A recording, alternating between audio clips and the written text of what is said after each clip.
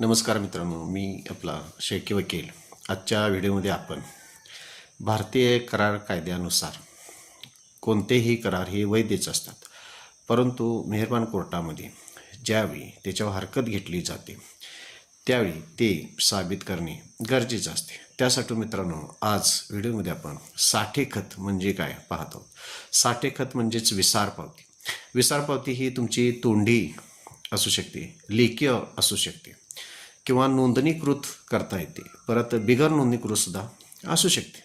तर माझं मित्रांनो सांगणं एवढं असेल की जे काही तुम्ही साठे खत करता किंवा विसार पावती करता ते नोंदणीकृत करणे कायदेशीर गरजेचे आहे.